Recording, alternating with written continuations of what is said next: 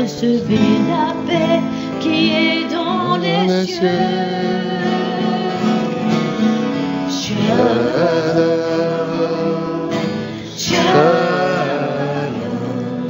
Recevez la paix qui est dans les cieux. Adonai, Shammah, tu es ici. Adonai, Rapha, tu me guéris.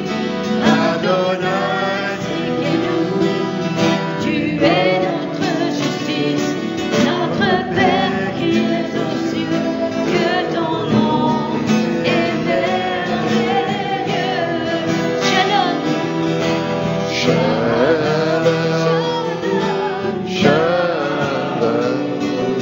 Recevez la paix qui est dans les cieux, dans les cieux.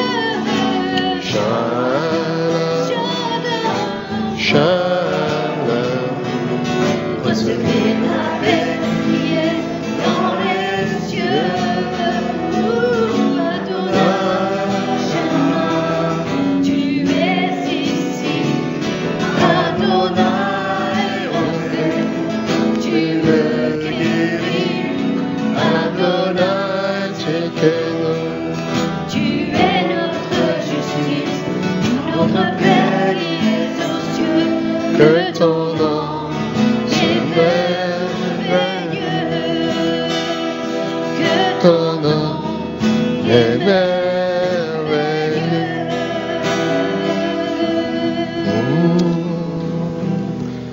Shalom, Shalom. Recevez la paix qui est dans les cieux. Shalom, Shalom. Recevez la paix qui est dans les cieux. Shalom, Shalom.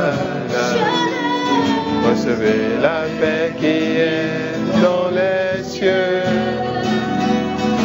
Shalom, Shalom. Recevez la paix qui est dans les cieux. Shalom, Shalom. Recevez la paix qui est dans les cieux. Shalom, Shalom. Recevez la paix qui est dans les cieux. Shalom, Shalom. Recevez la paix qui est dans les cieux. Shalom, Shalom. Recevez la paix qui est dans les cieux. Adonai, tu es ici. Adonai, tu me guéris. Adonai, Tsidkenu, tu es notre justice, notre Père qui est aux cieux. Que ton nom s'appelle, qui est aux cieux. Que ton nom est merveilleux. Alléluia. Show yarama santa yarama manama shenta yarama mama. Yende namara santa keta yarama sheta yarama. Alléluia. Merci Jésus. Ton nom est merveilleux, Seigneur. Ton nom est au-dessus de tout nom, Seigneur. Nous n'adorons pas un Dieu insensible, nous n'adorons pas un Dieu mort, nous n'adorons pas une statuette, nous n'adorons pas un Dieu fait de la main des hommes, mais nous adorons un grand Dieu, le Créateur de la terre et de l'univers. Amen. Nous adorons un grand Dieu, le Créateur de la terre et de l'univers. C'est lui que nous adorons. C'est ce Dieu que tu adores. C'est ce Dieu qui t'a appelé à lui. C'est ce Dieu qui t'a fait grâce. Et c'est ce Dieu qui te dit que tu n'es pas venu à lui par hasard. Ce n'est pas le fruit du hasard. Parce que c'est ce Dieu qui a dit que personne ne vient au Fils s'il n'est attiré par lui. Et Jésus même l'a dit que personne ne vient à moi si le Père ne l'attire. Donc si tu es venu à Jésus, si tu as donné ton cœur à Jésus, si tu as décidé de marcher avec Jésus, c'est parce que le Père, ce grand Dieu, le Créateur de la terre et de l'univers t'a appelé. Et il t'a appelé. Il t'a fait grâce. Il a regardé et il a trouvé ton cœur favorable. Alléluia. Il t'a fait grâce d'être dans sa présence, d'être appelé son enfant, d'être appelé sa fille, d'être appelé son fils. Alléluia. Réjouis-toi. Sois reconnaissant à lui pour cela. Sois reconnaissant à lui. Exprime ton reconnaissance au Seigneur en ce moment. Et dis-le combien tu es reconnaissant à son égard. Parce qu'il a fait de toi son enfant. Parce qu'il t'a appelé à lui. Parce qu'il t'a donné la grâce de connaître son fils, de donner ta vie à son fils, de confier ta vie à son fils Jésus. C'est une grâce. C'est une grâce abondante. Oh, Rake Santo Yarababako. Oh Seigneur, ouvre nos yeux pour que nous voyions quelle grâce qu'est de t'appartenir, d'être sous ta protection, d'être avec toi, de marcher avec toi. Ouvre nos yeux pour que nous voyions, Seigneur, la grandeur de cette grâce. Ouvre nos yeux pour que nous voyions tout ce que tu fais pour nous, Seigneur. Même dans le secret, Seigneur. Loin, Seigneur, de notre vision humaine. Ouvre nos yeux pour que nous voyions, Seigneur, toutes ces grandeurs. Toutes ces grandes choses, Seigneur. Et aide-nous à les apprécier. Et aide-nous, Seigneur, à les apprécier. Aide-nous, Seigneur, à voir ta grandeur, Seigneur, dans toutes ces choses que tu nous fais. Yora keba santa kebo yanamako. Barababa ya santa yarababa shekatarabo santa yarababa. Yoraba yaraba santa keta yarababa shekatarababa santa. Oh Jésus. Le Seigneur t'a fait grâce. Le Seigneur t'a fait grâce. Il a fait de toi son enfant. Il a fait de toi sa fille. Il a fait de toi son fils. C'est une grâce exceptionnelle. Tout le monde n'a pas eu cette grâce. Les gens qui sont plus intelligents que toi, qui sont meilleurs que toi, n'ont pas reçu cette grâce, mais Dieu te l'a fait. Yoraba sante kenta yarababashi. Oh rasane. Oh rabasande yarabashi ta yarababason tarababa. Oh san yararararabamana masheta rababason ta ketarababashi. Merci Seigneur, parce que je suis content de t'appartenir, Seigneur. Je ne serai jamais reconnaissant de la grâce que tu m'as faite, Seigneur, de t'appartenir, d'être appelé ton enfant, d'être appelé ton fils. Je ne saurais jamais, Seigneur, comment t'exprimer ma reconnaissance. Parce que je sais, Seigneur, toutes les grandes choses que tu as fait pour moi, toutes les grandes choses que tu fais encore pour moi, toutes les grandes choses que tu as encore en réserve, Seigneur, pour moi. Je sais, Seigneur, toutes ces grandes choses. Et je sais, Seigneur, que ces choses, c'est toi qui le fais dans ma vie, qui le fait dans la vie, Seigneur, de ma famille, qui le fait dans la vie, Seigneur, de mes frères, de mes sœurs, qui le fait dans la vie de l'Église, Seigneur, de cette communauté, Seigneur, que tu m'as confiée. Merci, Père. Merci Jésus. Oh, Rake Santo Katarababa Shikatarababa. Mais Seigneur, mes yeux ne voient pas les choses visibles, mais mes yeux voient les choses invisibles. Les choses que le monde, que l'homme ne peut pas voir, l'homme naturel ne peut pas voir. Mais les choses que seul l'homme spirituel peut voir, Seigneur. Mes yeux sont sur ces choses, dans l'invisible, Seigneur. De ce que tu fais, de ce que tu vas faire, de ce que tu peux faire encore, Seigneur.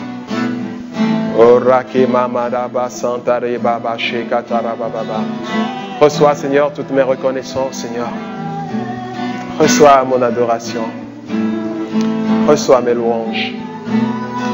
Reçois mes sacrifices, Seigneur. Qu'ils soient de bonne odeur, qu'ils soient de bonne odeur, Seigneur, devant toi.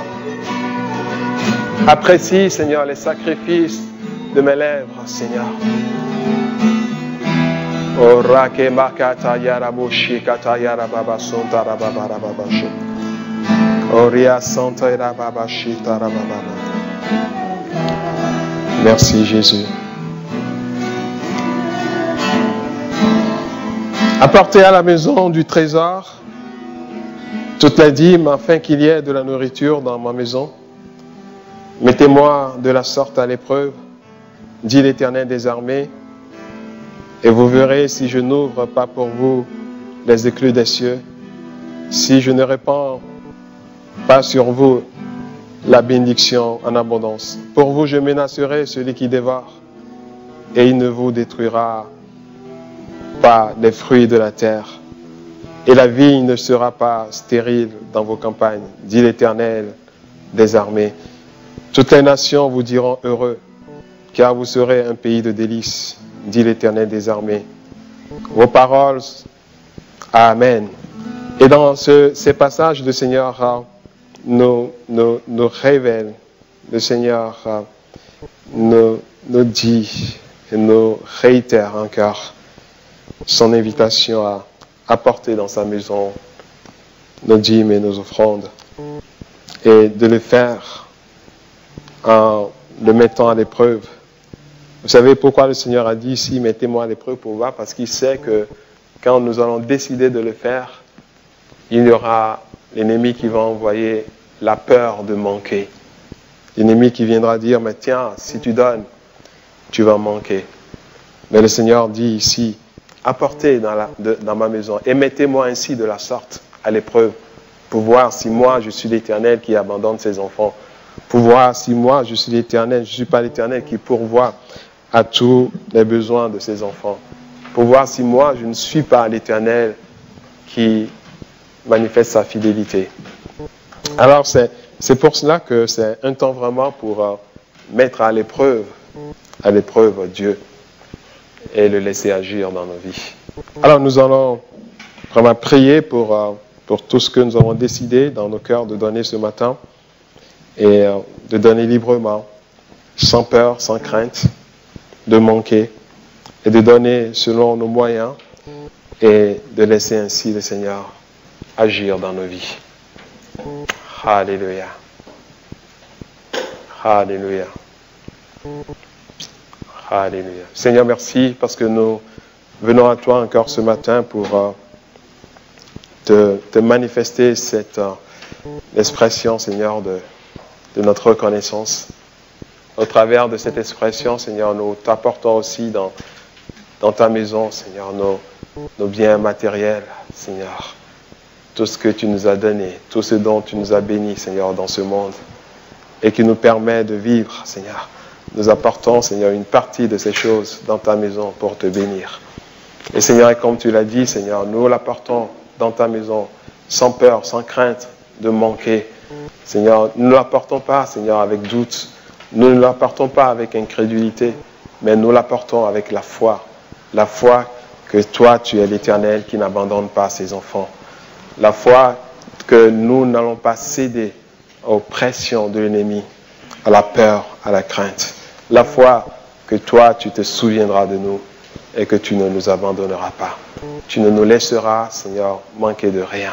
Et comme tu l'as dit, Seigneur, que celui qui se confie en toi ne manquera de rien. Merci, Père, parce que tu es là et tu agis encore dans nos vies. Merci d'agir encore dans chaque vie, Seigneur, au travers de ce que nous te demandons, nous te donnons aujourd'hui, Seigneur. Nous prions que tu nous élèves, Seigneur, dans la foi pour faire des offrandes, dans la foi pour te donner, Seigneur, pour participer à ton œuvre, Seigneur. Élève-nous dans la foi, élève-nous dans cette foi, et qu'à chaque moment, au moment, Seigneur, de donner pour toi, que la peur ne nous saisisse pas, mais que la foi prenne le dessus, Seigneur. Merci, Père, parce que tu es là et tu agis dans nos vies. Déjà, Seigneur, au travers de ce que nous te demandons, nous te donnons ce matin, nous prions, Seigneur, que tu te glorifies. Nous prions, Seigneur, que tu manifestes, Seigneur, ta fidélité dans nos vies. Merci, Jésus. Merci, Jésus. Merci pour ton amour. Alléluia. Alléluia. Amen. Amen, amen. Seigneur, merci pour ce temps de grâce que tu nous donnes. Merci de souffler sur ta parole. Que cette parole nous fasse du bien, Seigneur. Amène-nous encore dans la profondeur, Seigneur, de tes Écritures. Merci, Père, de parler à nos cœurs. Merci de nous édifier. Merci de nous faire du bien au travers de l'écoute de ta parole, Seigneur. Souffle sur cette parole. Que cette parole devienne, Seigneur, vie en nous, Seigneur. Et que comme tu l'as dit dans ta parole, que ce soit pas une lettre qui tue, mais une lettre qui donne la vie, qui vivifie, Seigneur. C'est ça ta parole. Et merci, Seigneur, de souffler sur cette parole, pour que cette parole devienne une parole vivante dans nos cœurs et dans nos vies. Au nom de Jésus. Amen. Alors, aujourd'hui, je vais parler avec vous de triompher avec Christ. Triompher avec Christ. Nous allons lire dans Colossiens, chapitre 2, du verset 13 au verset 15. Triompher avec Christ.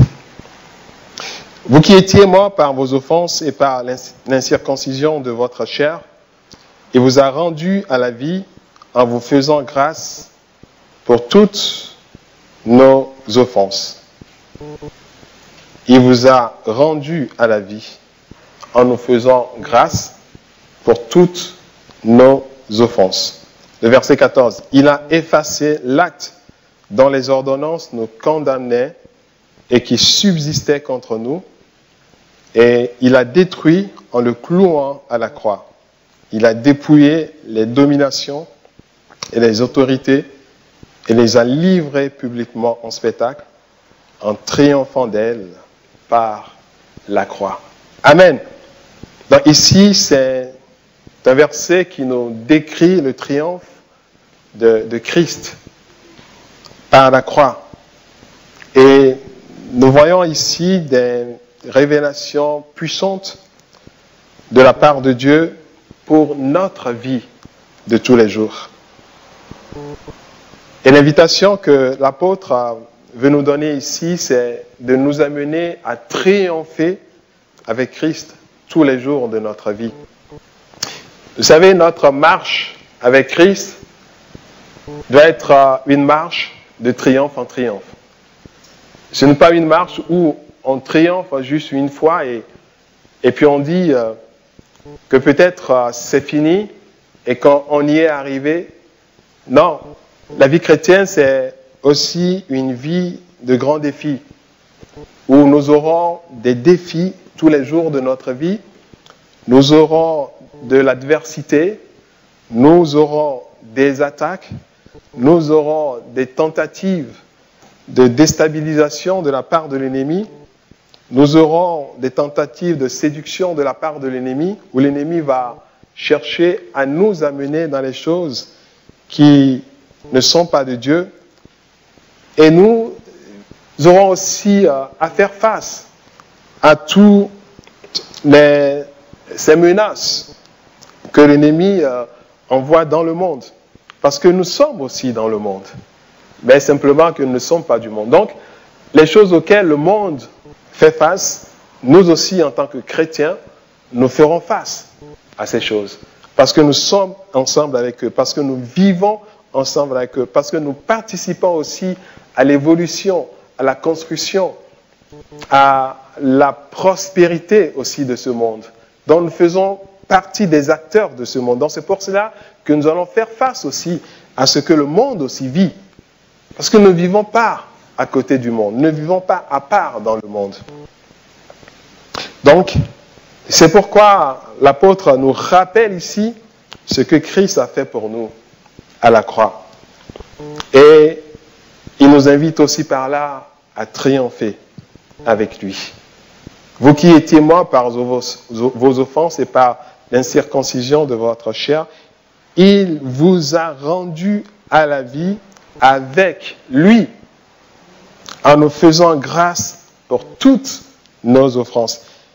Et rappelez-vous que la Bible nous dit qu'il n'y a pas de pardon de nos offenses sans effusion de sang. Donc Jésus a laissé couler son sang, a répandu son sang pour la rémission de nos péchés. Alors des fois on peut se poser la question, mais pourquoi est-ce que Jésus était obligé d'aller à la croix pour mourir pour nous? Dieu ne pouvait-il pas faire autrement? Non, parce que c'est un principe dans son royaume, un principe dans le monde dans lequel il vit, que sans effusion du sang, il n'y aura pas de rémission du péché. Donc c'est un principe que lui-même a établi et il ne peut pas se dérober à cela. Et avant l'arrivée de Jésus, donc, il y avait les gens pour recevoir le pardon de leurs péchés, ils allaient tuer des agneaux et sacrifier des agneaux. Et c'est au travers de ces sacrifices qu'ils recevaient le pardon de leurs péchés. Mais Dieu, lui, il a fait ce sacrifice une fois pour toutes en Jésus, quand Jésus a répandu son sang à la croix. Donc c'est pour cela que Jésus était obligé d'aller à la croix. Même quand, avant d'aller à la croix, il était devant, il voyait cette souffrance et puis il a prié au Père, Père, si tu veux, épargne-moi cette coupe. Mais il est revenu encore pour dire, mais tiens, c'est pour cela que je suis venu. Mais Père, que ta volonté soit faite plutôt. Il a accepté d'aller à la croix.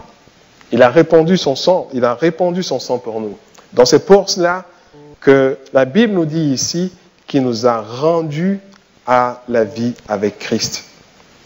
Il nous a rendus à la vie avec Christ. Parce que nous étions morts dans nos péchés, par nos offenses, et en nous faisant grâce. Et il n'a pas simplement fait cela, parce que la plupart du temps, nous nous arrêtons là. Et nous sommes chrétiens, nous sommes ravis. Mais il ne s'est pas arrêté là, parce que lui, il est quelqu'un qui voit l'avenir. Il sait ce qui se passe dans le monde spirituel. Il sait ce qui se passe avec l'homme. Il sait ce qui se passera avec l'homme. Il sait ce qui va se passer avec nous après lui avoir donné notre vie. Il sait déjà ce qui s'est passé aussi dans nos vies. Alors il a tout prévu. Il a tout anticipé.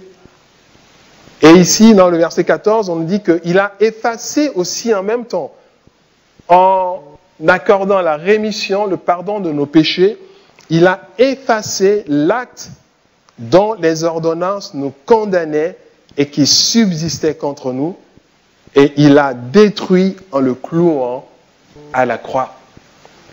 L'acte, c'est en fait un écrit qui est donné, une note à la main ou un écrit dans lequel quelqu'un reconnaît qu'il doit quelque chose à l'autre. Et souvent, c'est au niveau de l'argent. Donc, et il y a différentes sortes d'actes. Il y a aussi des actes de condamnation. Mais ici, l'acte dont on parle ici, c'est un acte de condamnation. Parce que la Bible nous dit qu'il a effacé l'acte dans les ordonnances. Donc quand on rédige l'acte, il y a les ordonnances. C'est-à-dire que ce que l'acte ordonne, ce que l'acte invite à faire, ce que l'acte décrit. Et là, cette ordonnance, dans le terme grec, c'est dogma. Ce sont les dogmes, ce sont les décrets. Les décrets, ce sont des prescriptions qui sont écrites concernant ce que l'acte qui a été rédigé doit faire. Donc, dans le monde spirituel, et Dieu sait qu'il y a de ces actes qui ont été écrits et dont les ordonnances nous condamnaient.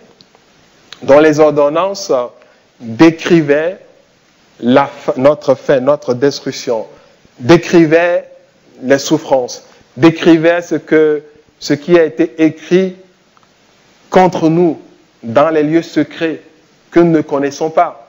Parce que des fois, dans nos vies, il peut y arriver des choses, on dit, mais tiens, pourquoi cela arrive toujours? Pourquoi cela se répète toujours? Pourquoi ceci arrive toujours dans ma famille ou à tel moment? Il y a des choses qui paraissent être un peu mystérieuses au vu de l'homme, mais ces choses font partie des ordonnances, des actes qui ont été écrits contre nous. Et Jésus le savait, Dieu le savait. Et quand Jésus devait aller à la croix, il a pourvu aussi en même temps cela. Rappelez-vous que quand Jésus était à la croix, il a dit, tout est accompli. Donc il a pourvu à cela. Il a pourvu pour toutes ces choses. Et il a dit ici qu'il a effacé ces actes qui sont écrits contre nous, ces actes de condamnation. Il les a effacés. Il les a détruits en le clouant à la croix. Il ne s'est pas simplement arrêté là, et dans le verset 15, on nous dit, il a dépouillé les dominations et les autorités. Il les a livrées publiquement en spectacle, en triomphant d'elles par la croix. Pourquoi en fait Jésus a, ici dans son triomphe, on nous fait allusion au dépouillement des dominations et des autorités. Et ici, vous comprenez très bien que ce sont des dominations et des autorités spirituelles, pas des autorités physiques qui nous dirigent tous les jours, mais des dominations et des autorités spirituelles. Et en même temps, Jésus les a aussi dépouillés. Parce que il était conscient, il sait que le monde n'est pas fait que des choses physiques, mais que le monde est fait aussi des choses spirituelles. Et qu'il y a aussi une dimension spirituelle, une dimension invisible au monde dans lequel nous vivons. Et Jésus lui-même, quand il est venu dans le monde, quand il a vécu sur terre, vous allez voir que dans sa mission, il a fait allusion systématiquement à ce monde de ténèbres aussi. Et ici, dans sa mort à la croix, il a pourvu pour tous ces triomphes, pour notre triomphe. Les ordonnances, dans le verset 13. Les ordonnances, dans le verset 14. Les ordonnances des actes qui sont écrits contre nous. Jésus les a détruits à la croix.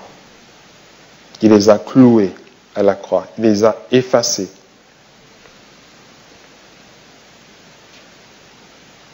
Et en fait, en effaçant ces ordonnances et ces prescriptions,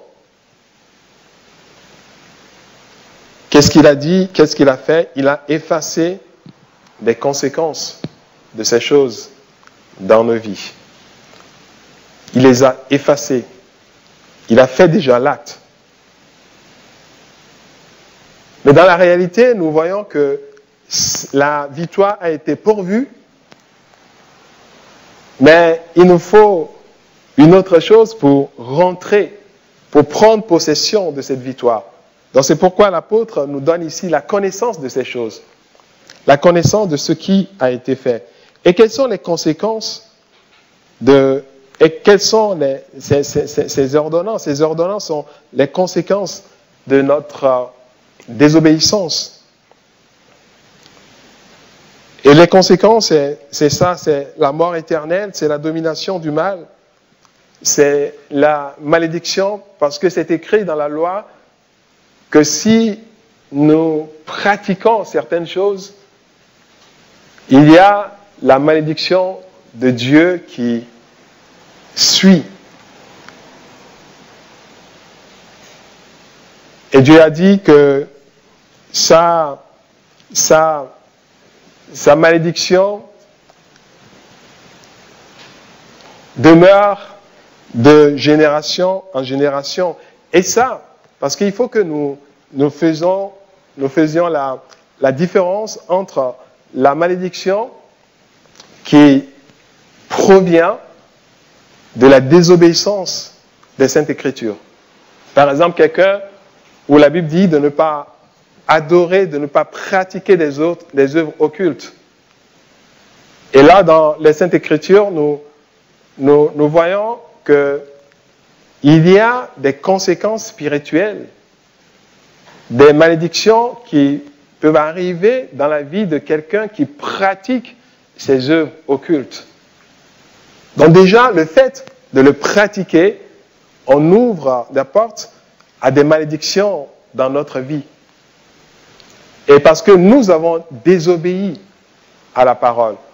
Il y a certains actes que nous pouvons pratiquer. Quand nous pratiquons ces actes, donc c'est comme une sorte de malédiction. Par exemple, Dieu a dit qu'il y a des gens qui pratiquent dans Romains, qui ont des pratiques qui n'honorent pas Dieu. Et ces pratiques, qu'est-ce qui se passe quand ils pratiquent cela? La Bible nous dit que Dieu les a livrés, en pratiquant cela, Dieu les a livrés à leur dépravation. Donc c'est comme livré, quand Dieu dit livré, donc c'est comme une sorte de malédiction qui est prononcée sur la vie de la personne, sur la vie de ceux-là. Donc ils sont livrés à des penchants, ils sont livrés à ces choses qu'ils pratiquent. Donc c'est comme une sorte de malédiction qui a été libérée sur leur vie et ils ne peuvent pas, quelque part, s'en défaire parce qu'ils sont livrés à cela. Et par leur propre effort, ils ne peuvent rien faire. Et la seule personne qui peut les libérer, les délivrer alors de cette malédiction, c'est Dieu. Donc, c'est la délivrance de cette malédiction ici que l'apôtre dit dans le verset 14. Donc, il y a cette sorte de malédiction qui vient de la désobéissance de la parole de la loi. Mais il y a aussi d'autres malédictions qui viennent aussi de la conséquence du droit donné au diable contre nous. Parce qu'en désobéissant à Dieu, nous sommes enlevés de la protection de Dieu et nous avons donné le droit au diable sur notre vie. Et au travers de cela, l'ennemi, le diable, aussi au travers des gens qui pratiquent l'occultisme, peut libérer aussi des malédictions sur ta vie parce que tu as donné le droit au diable sur ta vie en n'obéissant pas, en ne marchant pas avec Dieu. Et il y a aussi ce type de malédiction qui ne doit pas être confondu avec cette malédiction qui découle du fait que nous-mêmes, nous désobéissons, nous nous livrons à des pratiques indignes, des pratiques immorales qui nous amènent dans de sortes de malédictions. Mais pour ces deux malédictions, le Seigneur nous dit ici qu'il les a portés tous à la croix. Et que les actes qui décrivaient, qui étaient écrits contre nous, dont les ordonnances étaient écrites contre nous parce qu'il y a ces malédictions dans nos vies, Dieu les a effacées. Jésus les a effacées à la croix. Il les a détruits en les clouant à la croix.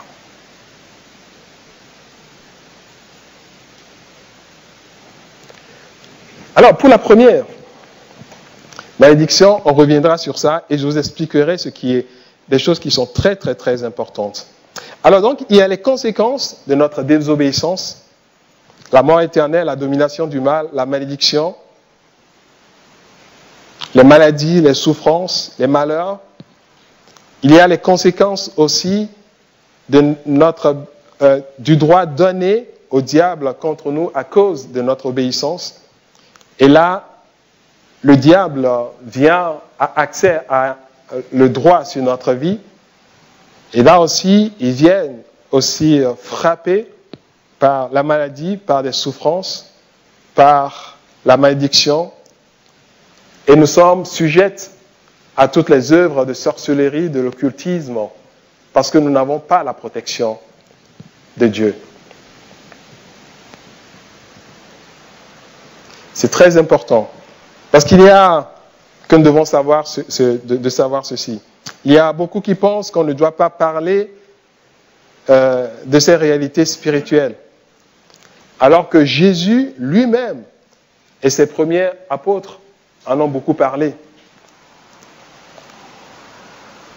Parce qu'ils connaissaient la réalité de ces choses. Ils savent que ça existe. Et ne pas parler de ces choses, c'est maintenir le corps de Christ dans l'ignorance. Mais qu'est-ce que la Bible nous dit dans 2 Corinthiens 2, le verset 11 ? 2 Corinthiens 2, le verset 11. La Bible nous dit, si on lit à partir du verset 10, à partir du verset 10, « Or, à qui vous pardonnez, je pardonne aussi. Et ce que j'ai pardonné, si j'ai pardonné quelque chose, c'est à cause de vous, en présence de Christ. » Et le verset 11, « Afin de ne pas donner à Satan l'avantage sur nous, car nous n'ignorons pas ses desseins. » Donc nous devons donner la connaissance de ces choses au corps de Christ pour ne pas laisser l'avantage à Satan sur nous. Parce que le fait de le savoir ou de ne pas le savoir, le diable, lui, il s'en fout. Il connaît, il sait. Mais quand nous avons la connaissance de ces choses, nous ne donnons plus l'avantage au diable parce que nous savons ce qu'il peut faire. Et c'est ce que l'apôtre Paul dit ici, que nous ne devons pas être dans l'ignorance, parce que quand nous sommes dans l'ignorance, nous donnons l'avantage au diable. Supposons quelqu'un qui a commis un péché horrible dans sa vie, que lui-même peut être un juge horrible, et que maintenant, Dieu l'a pardonné. Et qui chaque jour arrive à avaler le mensonge de l'ennemi que Dieu ne l'a pas pardonné, qu'est-ce qui se passe? Il donne l'avantage au diable sur sa vie.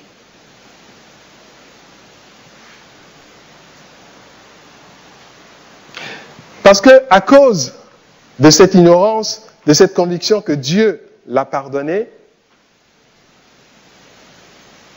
il ouvre encore la porte à l'ennemi. Il donne l'ignorance. Il donne accès, l'avantage à l'ennemi sur sa vie. Et l'ennemi vient encore pour le tourmenter, pour lui raconter toutes sortes, pour lui faire montrer encore ce qu'il n'est pas. Et pour lui dire que tu demeures toujours dans le péché, Dieu ne t'a jamais pardonné, et tu sais, c'est pour cela qu'il y a toujours tel malheur, telle difficulté dans ta vie, c'est pour cela que tu suis encore ceci, c'est pour cela que ces choses t'arrivent encore. Non, la personne donne l'avantage au diable sur sa vie.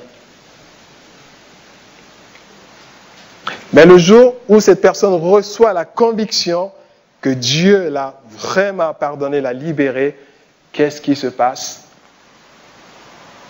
Il prend l'avantage sur le diable. Et il rentre pleinement et il commence à triompher avec Christ.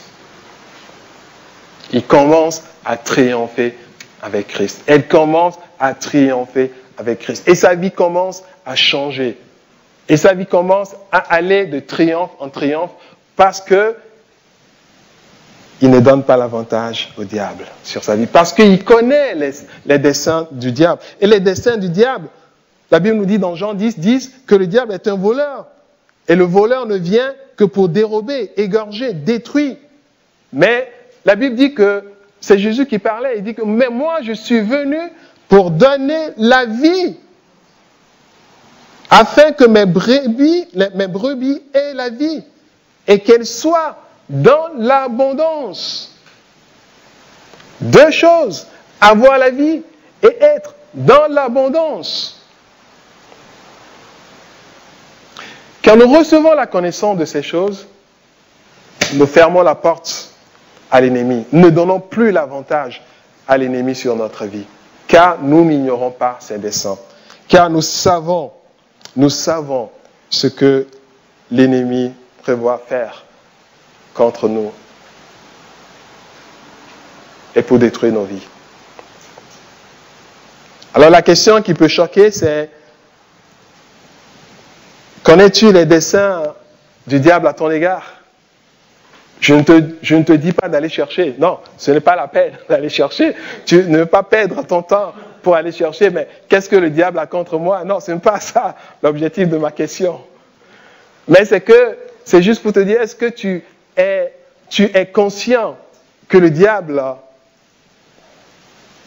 que le dessein du diable pour toi, c'est de te détruire? Ou tu te dis que le diable est ton ami, il est là, il ne s'occupe pas de toi. Est-ce que tu es conscient que le diable, son objectif, c'est de te combattre tous les jours? Et que c'est à cause de Dieu que des fois tu ne sens pas le combat qui est derrière.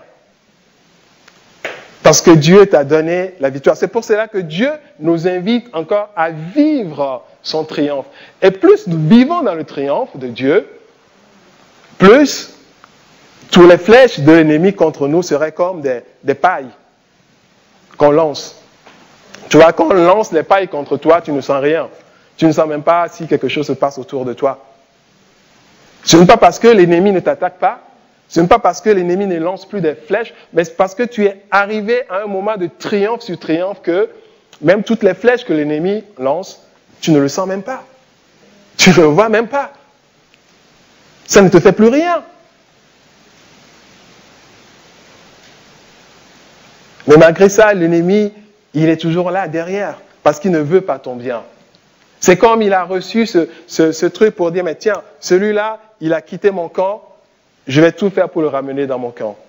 Mais Dieu t'a donné la victoire. Amen. C'est pour cela que tu dois vivre dans le triomphe de Dieu. Tu ne dois pas vivre dans l'ignorance. Tu dois vivre dans les choses et connaître les choses que Dieu a fait pour toi. Christ a fait pour toi à la croix. Il a dit, tout est accompli. Christ a accompli ces choses à la croix pour nous. Et il nous a donné la victoire dont nous avons besoin. Souvent, quand on parle un peu aussi des malédictions spirituelles qui arrivent dans la vie des gens de génération en génération, et puis qui voient que telle chose est arrivée dans ma famille, et puis après, donc, que c'est comme j'ai l'impression que ces choses aussi arrivent dans ma vie, dans ma famille, à l'âge de 50 ans, il y a des gens qui meurent subitement. Alors moi, si je m'approche de 50 ans, alors j'attends, j'ai peur, j'ai juste... Alors, ces choses arrivent. Et puis des fois, on voit ces choses et on voit que c'est la réalité. Mais la vérité de Dieu est autre chose. Mais c'est la réalité. Et on voit ces choses arriver. Et des fois, on peut nous inviter, avec la connaissance de Christ que nous avons, à couper ces liens. Et ça, c'est tout à fait biblique, parce que nous devons être amenés à couper ces liens. Mais le piège qui arrive dans ces choses souvent, c'est que dans ces liens spirituels ou bien dans ces liens ancestraux, dans ces liens générationnels, quel que soit le nom qu'on peut lui donner, le piège souvent, c'est que nous passons toute notre vie à couper toujours ces liens. Et aujourd'hui, quelqu'un coupe ces liens, et puis demain, on prêche encore sur ces liens, il coupe encore ces liens, et après-demain, il coupe encore ces liens. Mais on se dit, mais quand est-ce que ces liens vont finir par être coupés?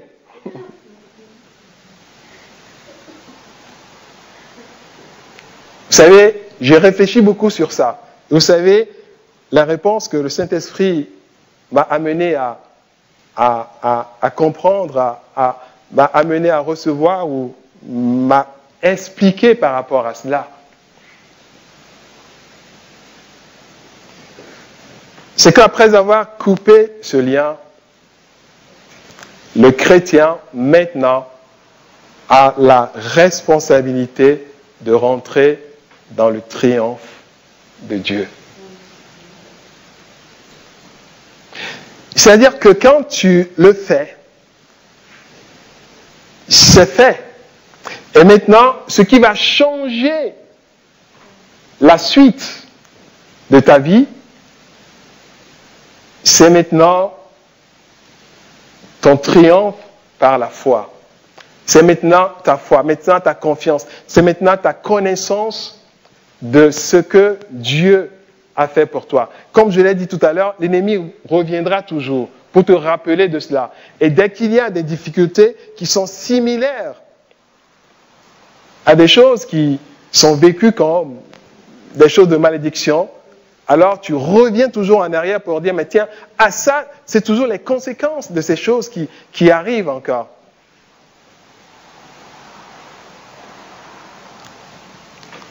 Mais pour pouvoir changer ces choses, l'autre étape, c'est l'étape de notre confiance en Dieu. C'est de notre foi en Dieu. Pourquoi cela? Et c'est très important, parce que la Bible nous dit dans 1 Jean 5, le verset 4, parce que tout ce qui est né de Dieu triomphe du monde. Et la victoire qui triomphe du monde, c'est notre foi. Donc, après avoir reçu des prières de libération ou que toi-même tu aurais pu faire, que toi-même tu as fait des prières de libération, que tu as coupé les liens, que tu t'es déconnecté, alors maintenant, la prochaine étape, c'est quoi?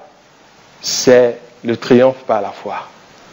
Et c'est au travers de ce triomphe par la foi que tu verras s'accomplir pleinement dans ta vie l'abondance de Dieu. Le contraire de ce que l'ennemi a prévu pour toi. Et c'est pour cela que la Bible nous dit ici que Christ les a livrés publiquement, a livré ses dominations. Et la Bible nous dit, dans le verset 15, il a dépouillé les dominations et les autorités. Il les a livrées publiquement en spectacle, en triomphant d'elles par la croix. Et ces actes, ces ordonnances ont été effacées. Maintenant, tu dois triompher maintenant de toutes ces attaques qui viennent après pour te dire que rien n'a changé. Et que tu penses que ça va changer comme ça. Même la personne qui a prié pour toi, là, c'est un petit ministère. Va chercher un plus grand ministère et tu vas voir. Mais malheureusement, tu cherches toujours le plus grand ministère et le plus grand ministère aussi prie, c'est la même chose. Qu'est-ce qui se passe? C'est que quelque chose doit être fait de ton côté. Tu dois triompher par la foi. Et ce qui triomphe du monde, c'est ta foi. C'est ce que la Bible nous dit. Donc ça veut dire que nous devons développer notre foi. devons développer notre confiance. Et là, pourquoi des fois quand certaines personnes, ils viennent à Christ et quand ils reçoivent une libération, une guérison, on leur dit, écoutez, attachez-vous à Christ. Ne renoncez pas à Christ. Et aussi longtemps que ces personnes restent attachées à Christ, ils gardent toujours leur bénédiction. Mais dès qu'ils se détachent, ils voient que toutes ces difficultés reviennent encore. Parce qu'il y a certaines choses qui sont d'origine spirituelle. Mais par contre, si c'était une maladie naturelle, où on prie pour toi et que c'est guéri, tu vas voir que ces maladies ne vont plus revenir parce que c'est vraiment quelque chose de naturel qui t'est arrivé. Mais quand ce sont des maladies spirituelles où derrière, il y a des réalités spirituelles, quand on prie pour toi et tu reçois la guérison, et que tu ne restes pas attaché à Christ, si tu n'avances pas avec Christ, si tu ne t'édifies pas en Christ, qu'est-ce qui va se passer? L'ennemi reviendra. C'est là ce que Jésus-Christ a dit, que quand les démons sont sortis, qu'est-ce qui s'est passé après? Ils reviennent pour voir si la maison est bien balayée. Et que si la maison est balayée, ils reviennent. Ils vont inviter encore d'autres démons, ils viennent pour s'installer encore. Et que la dernière condition de cette personne est pire que sa première. Nous sommes invités à triompher. Et nous avons le pouvoir, nous avons la capacité de triompher. Parce que Christ nous a donné cela. Vous savez, dans chaque être humain, il y a une mesure de foi. Dans chaque personne. Personne, que ce soit chrétien ou non chrétien, chacun est né avec une mesure de foi. Et maintenant, ce qui fait la différence, c'est ce qu'on fait de cette mesure de foi qu'on a en nous. Et soit on met cette mesure de foi en Dieu et on la développe, ou bien on met cette mesure de foi dans d'autres choses et ça nous éloigne de Dieu. Donc la foi n'est pas un sentiment, mais la foi c'est un état d'esprit, c'est une conviction qu'on forge. Et des fois, il faut prendre du temps pour forger sa foi. Ce n'est pas quelque chose qui se fait comme ça en un clin d'œil. Il faut prendre du temps pour forger sa foi, en lisant la parole, en relisant la parole, en priant sur cette parole. Et d'un seul coup, la foi sort. La foi pour la libération, la foi pour la guérison, la foi pour la restauration, la foi pour une vie de triomphe. Parce que notre foi, en ce moment, a été forgée, a augmenté. Et rentrée est devenue une foi victorieuse. Il y a quelque chose de très intéressant que nous avons besoin de savoir dans la Bible. Et certainement que nous avons déjà lu ces passages plusieurs fois, mais que nous n'avons pas peut-être faire attention à cela. Nous allons lire dans Jacques, chapitre 2, à partir du verset 19. On dit, tu crois qu'il y a un seul Dieu, tu fais bien.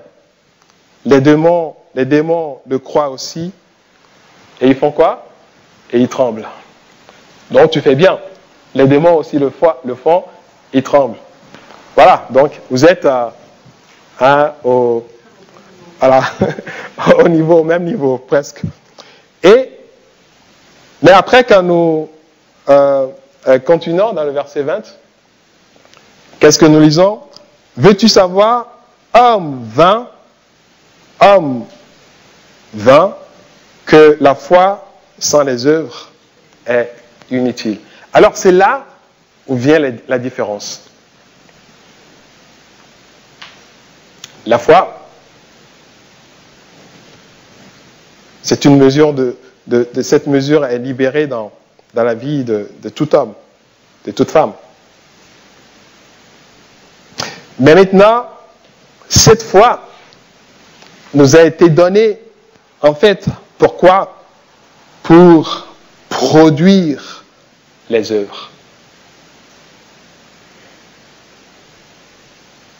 Et quand cette foi est sans œuvre, et ici, l'œuvre, ne comprenons pas cela comme les gens le comprennent toujours du point de vue spirituel, de la pratique de la marche avec Dieu, parce que c'est toujours ce que nous comprenons, mais nous n'allons pas très loin, parce que les œuvres ici, ce n'est pas simplement les œuvres bonnes, les œuvres de marche avec Dieu, mais aussi ce sont des œuvres de puissance, des œuvres d'autorité, toutes les œuvres qui peuvent montrer l'existence de Dieu. Vous savez, la plupart du temps, les gens ne croient pas en Dieu parce que nous cherchons toujours à discourir avec eux, à leur montrer que c'est vrai, que Dieu existe, etc. Mais il n'y a pas les œuvres derrière. Mais quand tu vas vers quelqu'un et tu lui parles de Christ et qu'il y a des œuvres derrière, la personne est impactée. La personne sait qu'il y a quelque chose qui se passe avec cette foi dont tu lui parles, avec ce Dieu dont tu lui parles. La personne ne peut pas rester ignorante, ne peut pas rester indifférente. La personne sait qu'il y a quelque chose. Maintenant, elle a le choix de l'accepter ou de ne pas l'accepter. Mais quand même, elle sait que quelque chose se passe. Qu'il y ait une vérité dans ce que tu dis. Pourquoi? Parce qu'il y a les œuvres qui suivent ta foi, qui suivent ta foi. Et c'est ce que Jésus lui-même, il a fait à un moment donné. Et il ne prêchait pas simplement. Il pouvait reprocher aux pharisiens, le royaume de Dieu est proche. Il pouvait les critiquer, les condamner, parce qu'il connaît effectivement le cœur des gens. Parce que Jésus, lui, il condamne et son jugement est juste, parce qu'il connaît l'homme parfaitement. Mais des fois, nous pouvons condamner, nos jugements ne sont pas justes parce que nous ne sommes pas parfaits dans notre connaissance de la personne qui est devant nous. Mais au-delà de ça, qu'est-ce qui se passe? Jésus manifestait les œuvres aussi de Dieu. Et même il a dit, mais si vous ne croyez pas en Dieu, avec vos doctrines, avec vos discours, croyez au moins en lui à cause des œuvres que je fais. Est-ce que Jésus ne l'a pas dit? Croyez en Dieu au moins à cause des œuvres que je fais, que je suis en train de faire, au moins à cause de ces œuvres. Donc, voyons l'importance que Jésus accorde à ces œuvres de la foi.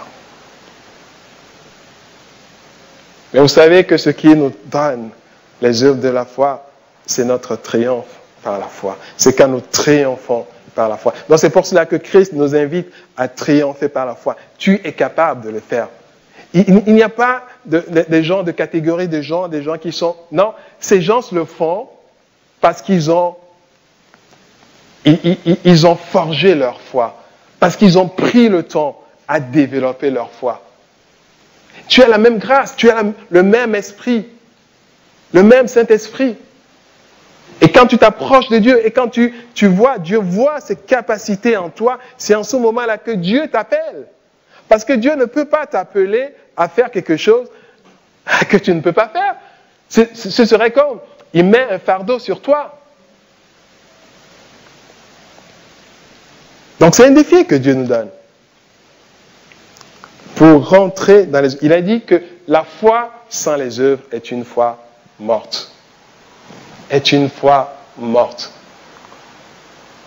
Comme le corps sans esprit est mort, de même, la foi sans les œuvres est morte. Attention, la Bible ne dit pas ici que la foi sans les œuvres ne sauve pas. Ce n'est pas ce que la Bible dit ici. La foi sans les œuvres sauve. Ok, nous avons la foi en Dieu, nous sommes sauvés. Ok, parce que ce n'est pas par nos œuvres que nous sommes sauvés. Mais par contre, après notre salut, si notre foi ne produit pas les œuvres, cette foi devient morte. Elle n'est plus efficace. Elle n'impressionne plus le monde. Elle n'amène plus les gens à Christ. Mais quand ça produit des œuvres, paf, ça attire. Et pourquoi et comment ça doit produire des œuvres, c'est quand nous triomphons par la foi. Et les œuvres de la foi, c'est la vie transformée, la vie libérée du mal, du péché, la vie qui poursuit et qui fait le bien, la vie qui est remplie d'amour de Dieu et de son prochain, de l'acceptation de son prochain, tel qu'il est ou tel qu'elle est. C'est une vie libérée, libérée d'oppression du diable, d'oppression de la maladie, d'oppression de la malédiction. C'est une vie restaurée, c'est une vie épanouie, c'est une vie réussie, une vie guérie, une vie victorieuse, une vie puissante. Nous pouvons continuer la liste. Ça, c'est les œuvres que la foi nous procure. Et cette foi qui nous procure cette vie, cette œuvre, est une foi qui n'est pas morte.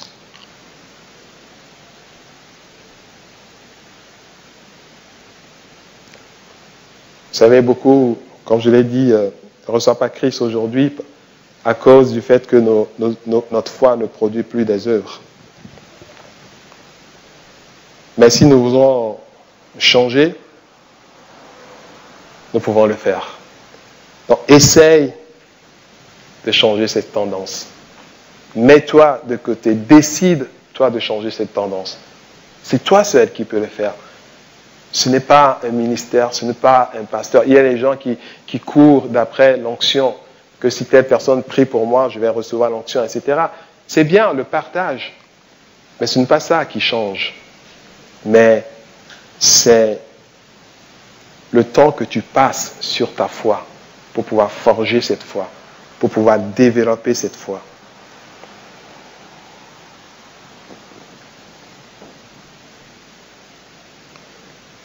Nous aurons tous couru derrière les grands ministères pour qu'ils puissent prier pour nous, moi y compris. Mais à un moment donné, tu comprendras que ce n'est pas ça qui change. Mais ce qui change, et ce à quoi Dieu s'intéresse plus, c'est ta foi, c'est que tu développes ta foi. C'est que tu ne laisses pas ta foi morte. C'est que tu ne laisses pas ta foi petite. Et ce qui va développer ta foi, tu prends du temps sur ça. Tu prends du temps dans la parole. Et la Bible nous dit que la foi vient de ce qu'on entend et ce qu'on entend vient de la parole de Dieu. Donc tu prends du temps avec la parole. Et tu laisses cette parole transformer, édifier ta foi. Te rendre inébranlable.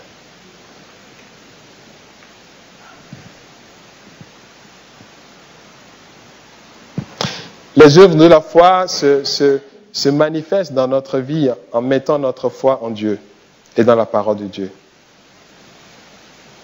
Bien que la prière, le jeûne, les bonnes œuvres, le service dans le ministère, les offrandes et les dîmes sont des choses que nous devons faire, mais ce n'est pas ça qui nous procure les œuvres de la foi. Si nous faisons ça et que nous mettons la foi de côté, nous n'aurons aucune œuvre. Et c'est comme ce matin quand je disais que c'est quelqu'un qui donne de l'argent, qui finance l'œuvre de Dieu avec peur, va donner, mais la conséquence, c'est ce que la peur va lui rapporter. Mais si cette personne donne avec foi, si cette personne prie avec foi, si cette personne jeûne et met le temps pour travailler sa foi, cette personne aura les œuvres de Dieu dans sa vie. Donc il ne faut pas négliger ces choses pour dire que c'est que la foi qui compte, mais pratiquer ces choses sans la foi, il n'y aura pas d'œuvre derrière. Donc prenons du temps à développer notre foi, à forger notre foi. Et vous savez, cet exemple même d'Abraham. D'Abraham, dans Romains 4, le verset 16 au verset 22, nous voyons ce qui se manifeste, ce qui s'est passé dans la vie d'Abraham. Et dans le verset 17, nous lisons, selon qu'il est écrit, je t'ai établi père d'un grand nombre de nations, il est notre père devant celui auquel il a cru. Première chose, Dieu qui donne la vie aux morts et qui appelle les choses qui ne sont point comme si elles étaient. Espérant contre toute espérance, il crut en sorte qu'il devint père d'un grand nombre de nations, selon ce qu'il avait été dit, telle sera ta postérité. Et sans faiblir dans la foi, il ne considéra point son corps comme déjà usé, puisqu'il avait près de 100 ans. Et Sarah n'était plus en mesure d'avoir des enfants. Il ne douta point par incrédulité au sujet de la promesse de Dieu, mais il fut fortifié par la foi, donnant gloire à Dieu, et ayant la pleine conviction que ce qu'il promet, il peut l'accomplir. C'est pourquoi cela lui fut imputé à justice. C'est au travers de cette foi que nous triomphons avec Christ par la foi. Vous savez, ici, c'est ce que nous devons savoir. Nous avons besoin de développer notre foi. À la croix, Jésus a déclaré « Tout est accompli ». Christ a triomphé pour toi et pour moi à la croix. Et tu dois rentrer maintenant dans cet triomphe par la foi. Triompher avec Christ de tous tes ennemis. Des ennemis de ton âme, des ennemis de ta vie quotidienne, des ennemis de ton bonheur, de ta santé, de ta vie sentimentale, de ta réussite. Et dans tous les domaines, il y a des ennemis. Et tu dois triompher de ces ennemis. Et ce qui triomphe de ces ennemis, c'est ta foi. Amen. Amen. Et Abraham a fait deux choses ici. Il a cru en Dieu, que Dieu est capable de faire les choses, et il est resté inébranlable par rapport à la promesse. Dieu est la parole. Dieu est la parole. C'est ça qui fait développer notre foi, qui nous aide à forger notre foi. Alors, devant toutes ces promesses de Dieu, que devons-nous faire?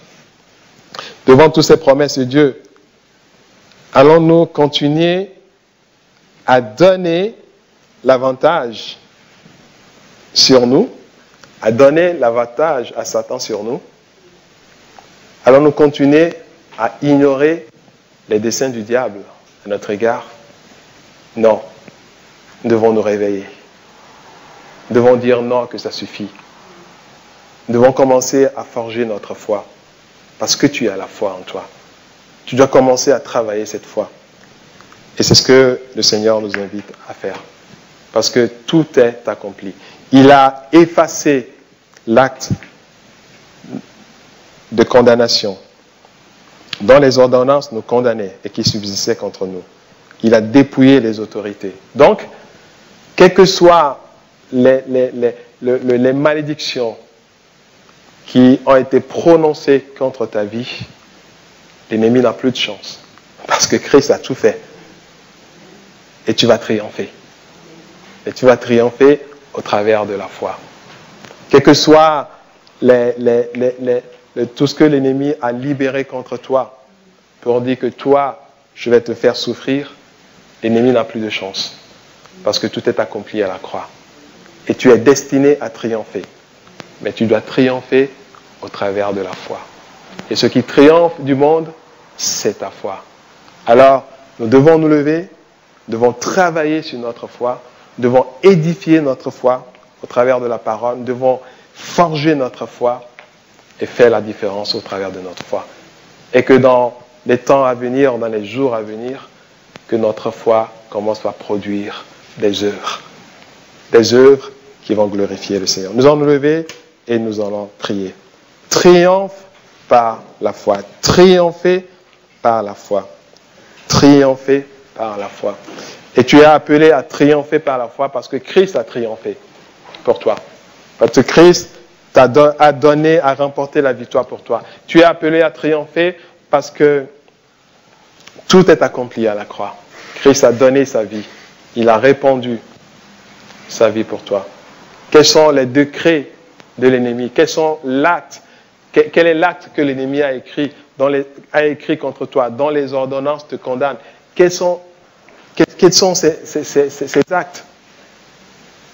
Si tu les connais, aujourd'hui tu as déjà la réponse. Et Dieu dit qu'il a effacé cet acte. Il a effacé cet acte. Donc, rentre dans le triomphe de Dieu. Rentre dans le triomphe de Dieu. Rentre dans le triomphe de Dieu. Ne laisse plus l'avantage à Satan sur toi. Ne laisse plus l'avantage à Satan sur toi. Mais refuse de toujours donner l'avantage à Satan. Refuse. Refuse. Prends le temps de refuser. Refuse. Et dis-le à Satan. Dis-le au diable. Je refuse de te donner l'avantage sur ma vie. Je refuse d'entendre tes mensonges. Je refuse de croire à tes mensonges. Tout est accompli. Dieu m'a appelé. Ce n'est pas par hasard que je suis venu à Christ. C'est le Père qui m'a appelé, sinon je ne serais pas venu à Christ. Le Père a un projet pour moi. Le Père a effacé toutes les malédictions, les générationnelles sur ma vie. Quand je suis venu à lui, il a dit que c'est lui qui m'a béni maintenant, jusqu'à millième génération. Amen. Et tu n'as commencé que juste une génération. Tu es la génération de la femme bénie. Et tu dois rentrer dans cela. Tu dois triompher. Vous savez, des fois, le triomphe peut nous demander, peut nous amener à souffrir. Mais c'est une bonne souffrance. Parce que c'est une souffrance qui te forge. Parce que tu dis non. Tu dis non au mensonge de l'ennemi. Tu souffres dans la prière. Tu souffres dans les temps de la lecture de la Bible. Tu pries sur ces paroles que tu lis. Ces paroles qui ne veulent pas rentrer dans ton cœur. C'est comme ta pensée. C'est comme ton esprit ne peut pas croire à ces paroles. Mais tu n'abandonnes pas. Mais tu reviens toujours sur ces paroles. Tu pries sur ces paroles. Tu dis, mais je vais croire à ces paroles. Ces paroles deviendront vivantes en moi. Je vais voir les effets de ces paroles dans ma vie. Et tu reviens toujours. Ce n'est pas facile. Ce n'est pas facile. Parce que tu auras envie d'abandonner, mais non, mais tu reviens toujours sur ces paroles. Tu dis, c'est vrai, mais je ne veux pas voir les réalités de ce monde. Mais moi, je veux attacher mon cœur à la vérité de Dieu, ce que la parole de Dieu dit. C'est ce que Abraham a fait. Il a attaché son cœur à la vérité qui se trouve dans la promesse que Dieu lui a donnée. Et la Bible nous dit, il a reçu la foi qu'il faut. Et cela lui fut imputé à justice. Que le Seigneur nous donne la grâce de faire comme Abraham. Parce que nous avons la capacité de faire comme Abraham. Abraham n'était pas exceptionnel. Mais tout ce qui a rendu exceptionnel Abraham, c'est qu'il a forgé sa foi, c'est tout. David n'était pas exceptionnel. Mais ce qui a rendu exceptionnel David, c'est que David avait travaillé son cœur. Et son cœur était tellement attaché à Dieu. Et Dieu l'a vu, il a dit, ah mais tiens, celui-là, c'est l'homme selon mon cœur. Pourquoi? David n'est pas né en étant l'homme selon le cœur de Dieu, mais il est devenu l'homme selon le cœur de Dieu. Donc toi aussi tu peux devenir. Moi aussi je peux devenir. Nous pouvons devenir aussi des hommes et des femmes selon le cœur de Dieu. Mais ça nous demande du travail. Ça nous demande de forger notre foi. Ça nous demande de l'endurance. Ça nous demande de nous approcher de Dieu. Ça nous demande de croire. Ça nous demande de travailler sur notre vie. Et nous le deviendrons aussi. Amen. Seigneur, merci de nous donner, Seigneur, cette grâce. Seigneur, merci de nous amener dans ces choses. Seigneur, merci de nous donner à ne plus donner avantage à l'ennemi sur notre vie, Seigneur. Je ne veux plus donner l'avantage à l'ennemi sur ma vie. Et je prie, Seigneur, je demande la même chose pour mes frères, pour mes sœurs. Seigneur, donne-nous à ne plus donner l'avantage à Satan sur notre vie. Car nous n'ignorons pas ses desseins. Nous savons qu'il est venu pour voler, pour détruire, pour saccager, pour